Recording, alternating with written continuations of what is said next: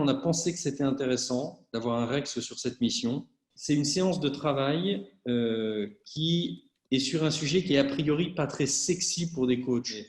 On n'est pas sur des sujets relationnels, on n'est pas sur du soft, on n'est pas sur de la créativité ou de l'intelligence, enfin, on est sur de l'intelligence collective, mais très orienté sur du dur, quoi, du plan d'action. Et en fait, je ne sais pas si c'est si courant que ça qu'on intervienne dans notre métier sur ce type de sujet. Moi, ça m'arrive assez souvent, en fait, mais bon, voilà. La deuxième raison pour laquelle on a trouvé ça intéressant, c'est que c'est une séance de travail qui est inhabituellement longue pour un séminaire à distance, puisqu'on va évoquer un dossier pour lequel le temps de travail avec le client était de 6h30. C'est une petite équipe, ils sont 4, d'une fonction centrale, la fonction Compensation and Benefits, donc qui gère tout ce qui est rémunération, package, etc. pour les dirigeants et l'ensemble de l'entreprise, dans un groupe international qui a une tradition très décentralisée et qui justement est en train de remettre en cause cette tradition très décentralisée. Donc le sujet, c'est nous savons qu'il y a un mouvement énorme de centralisation dans le groupe, on veut anticiper et il faut nous mettre d'accord sur les chantiers, les domaines sur lesquels on décide de centraliser et la façon de conduire cette centralisation et d'embarquer les équipes plutôt ressources humaines sur ce sujet. C'est un client avec lequel j'ai l'habitude de travailler et très souvent pour ce type de sessions, en fait, qui sont des sessions de calage du collectif sur leur sujet business. Voilà. J'ai animé pour ce client en présentiel une séance de travail où on avait fait un peu les différentes équipes. Alors, c'était plus que l'équipe avec laquelle j'ai bossé, mais dans ce séminaire à distance, mais les différentes équipes avaient partagé un peu leur feuille de route pour essayer de synchroniser leurs années en début d'exercice. Je me dis, ok, s'il faut que vous construisiez cette feuille de route, ce qu'on a fait là en présentiel, l'exercice n'est pas exactement le même, mais on peut assez facilement le faire. Sauf que le patron, c'est pas ça sa demande. Lui, ce qu'il me dit, c'est ouais, mais moi, tu vois, je veux un outil qui soit, je veux pas juste un paperboard qu'on ait photographié, quoi. Je veux un outil qu'on puisse exploiter derrière et qui nous serve vraiment à piloter le projet, parce qu'il nous faut un chef de projet, il faut quelqu'un qui suive cette feuille de route. Et donc, moi, je veux un outil exploitable. Voilà. Il veut par ailleurs une répartition assez claire des rôles et la détermination d'un mode de pilotage ensuite. Voilà. Et là où il m'attend pas mal, c'est sur le réalisme de ce qu'on s'est écrit.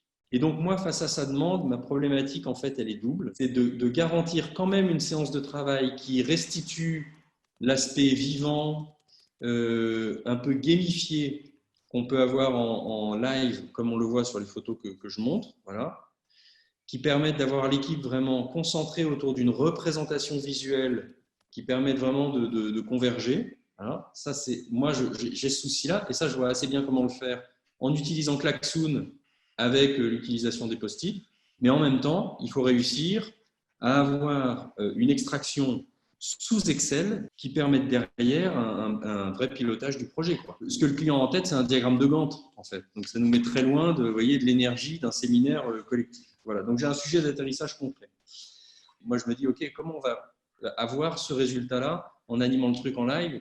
Je ne vois pas très bien. Dans la phase de préparation, j'ai cette pression d'avoir à concilier cette animation qui permet vraiment au groupe d'être ensemble autour de quelque chose de visuel et d'un board, et puis en même temps d'avoir cette extraction. On avait eu pas mal de séances de travail sur Klaxoon, et Stéphanie Baumann, qui est une de nos associées, nous avait pas mal montré les fonctionnalités. Mais le fait d'entrer comme ça dans le dur de l'outil, qui moi que je déteste, a eu une vertu à ce moment-là, c'est qu'en fait, j'avais le souvenir qu'il y avait un truc possible sous Excel. J'ai vu la faisabilité de l'atelier et la manière de répondre vraiment aux besoins du client parce que j'avais quand même eu une connaissance suffisante de l'outil. J'ai paramétré mon outil Klaxoon de façon à avoir pour chacun des post-it qui va représenter les différentes actions à conduire dans ce projet avec le nom de la personne en charge et puis l'échéance précise à chaque fois. Et puis par ailleurs, tous ces post-it ont une catégorie qui leur est affectée. Et en fait, cette catégorie correspond à tous les aspects de ce projet, mais aussi à toutes les phases d'animation du séminaire. Ce qui fait qu'à la fin, puisque mon séminaire va être intégralement animé sous Klaxoon, à la fin du séminaire, quand je fais l'extraction sous Excel, toute la matière est automatiquement distribuée à la bonne personne, au bon endroit, avec le bon sujet. Et le membre de l'équipe qui maîtrise un peu Excel va pouvoir facilement bidouiller à partir de ça un outil pour piloter le projet. Alors, l'animation du workshop. Quelles sont les différentes phases? Il y a 4 grandes phases en fait au workshop.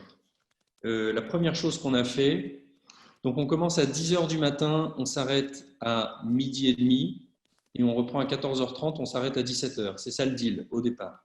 En fait, viendra s'ajouter une séance de travail additionnelle le vendredi. Je décide de commencer par un baromètre. Je me dis, avant d'aborder cette question-là, de voir comment ils vont attraper ce sujet de centralisation, quand même qu'on sache un peu où ils en sont en termes de charge.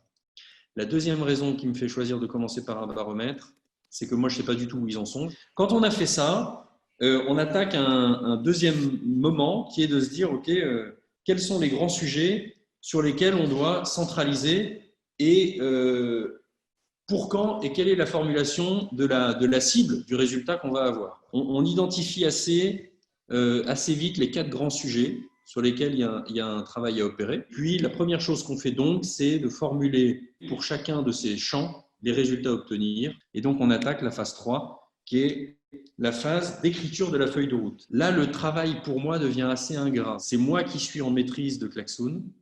Ils discutent, et au fur et à mesure qu'ils discutent, moi j'écris les post-it. En fait, à chaque post-it, il va y avoir une catégorisation qui permet toujours que le client, quand on va faire l'extraction sous Excel, puisse récupérer les datas triées et lui faire son tableau comme il l'entend. En gros, vous voyez, à midi quand même, à 12h30 quand on s'arrête, on est un peu à la rue, hein, parce qu'on a fait le baromètre, parce qu'en fait, il a fallu qu'ils se mettent d'accord sur les champs, ils partent de zéro, hein, quasiment. Donc les champs où ils vont centraliser, ils ont formalisé les résultats, et on a à peine commencé à taper dans la butte. Donc l'après-midi, on va faire ce travail très fastidieux d'écrire les actions et tout ce qu'il y a à faire. Voilà. Et c'est avec ça qu'on va s'arrêter, en réalité, dans mon souvenir, à 17h le mardi, puisque le séminaire a lieu un mardi. Et le truc, il est pas fini. Il n'est pas fini parce que ils ont balayé le champ de tout ce qu'il y avait à faire. On l'a précisément noté. Il n'y a rien d'oublié. Mais il y a 2 choses qu'on n'a pas faites. C'est dire qui fait quoi et vérifier le réalisme du truc. Mais en fait, cette pause, elle vient au bon moment parce que l'équipe est crevée et qu'il faut laisser reposer. Et c'est une des choses que j'ai apprises dans ces animations à distance, c'est les bienfaits des pauses longues. On s'arrête simplement sur un baromètre en disant, ben voilà, par rapport à là où on en est, et donc au travail qui sera à faire, vous vous positionnez comment, quoi. Mais quand on se retrouve le vendredi, les choses se font en fait assez facilement parce qu'il y a vraiment ce bienfait de se dire, OK, pour regarder si c'est réaliste, mettons les dates, quoi. Et donc, c'est là qu'on fait cette phase de dire qui fait ça et pour quand. Et là, on entre dans le concret et c'est intéressant parce que je m'attendais un peu à ce que le fait d'entrer dans cette phase-là valide l'irréalisme de leur travail par rapport à tout le daily business qu'ils ont déjà. Et en vrai, non, ça redimensionne considérablement les choses. Avec un travail parfois de précision des actions à conduire. Voilà. Qui permet juste, en fait, c'est assez dingue parce que le fait d'écrire un plan d'action de façon très précise, un rétro-planning de façon très précise, comme la montagne à franchir, elle est décomposée en cailloux, ça la rend quand même. Ça permet de vérifier le réalisme du projet, de l'ambition, mais ça permet aussi de dimensionner ce truc et de se dire, bon, en fait, une montagne, c'est juste un caillou après un caillou. Voilà.